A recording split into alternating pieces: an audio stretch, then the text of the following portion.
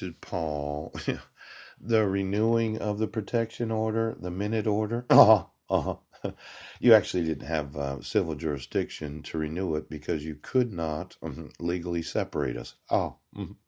Now, from July 2nd, yeah, until, see, when this was fraudulently issued for the false accusation of violating the protection order, the state would have said, well, they're legally separated because you renewed a protection order, guaranteeing my wife legal separation and wage garnishment. Yeah, but it doesn't really work that way.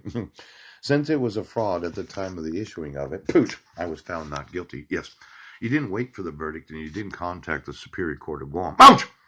You actually could not, say that we were legally separated until it expired. Yeah, the effective date was,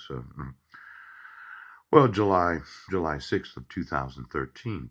Now, she did motion the court on the 5th of July of 2013 to renew it. Right here, July 5th of 2013. Yeah. But there was no actual accusation of domestic violence or child abuse.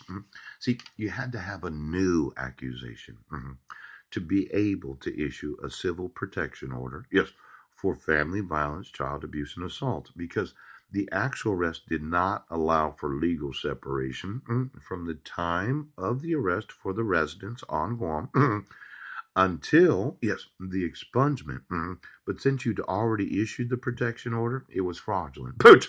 You can't say we're legally separated when we're not. Sorry. It would have had to expire.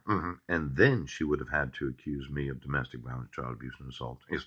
And then the police or herself, in a civil court proceeding, would have given me notice and opportunity to be heard. And at that point, yes, a motioning the court for a protection order, she could have said that we're legally separated. Pooch. Now, obviously, that brings in the United Nations marriage certificate. Yeah, it does. We, at the time of our marriage, did not agree for the jurisdiction of the United States to decide child support orders. And I'm sure the United Nations is going to get, some sort of letter from me or somebody that represents me, wanting to know if there is legal separation in the United Nations marriage. Poop!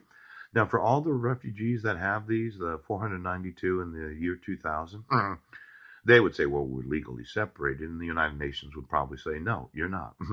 Because like Guam, pooch, the actual population of the individuals that get United Nations marriage certificates, I think they allow for annulment or divorce. Yes, but they don't allow for legal separation. Now, to give you an example, we're there in Kosovo. 492 United Nations marriage certificates were issued from that geographic area where we were at. Could have been more of that in different cities of actual Kosovo. Of the individuals that are refugees in the United Nations, their laws regarding family law, they involve all the refugees throughout the whole world. So let's say you're in Sri Lanka, Yemen, Afghanistan, any place that the United Nations has non-governmental authority to issue a certificate of dissolution of marriage.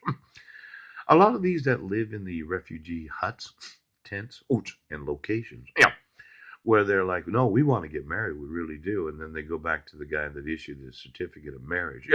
No, we want to legally separate, and we want guaranteed wage garnishment of my refugee husband that's dependent upon the United Nations for their food. Now, quite often, when you consider, does the United Nations have enforceable legal separation for the ability of what's known as guaranteed garnishment of wages, accounts, and assets? I'd say they don't, because they work with refugee populations all over the world and make it very complicated for them to be able to enforce that. Their family law is probably similar to Guam because of Guam having a large tourist population and the United Nations having a large refugee population that feel an obligation to marry one another. Yes. But then at the time of separating, they're like, no, we don't want to get a divorce. We just want to live in different tents because they get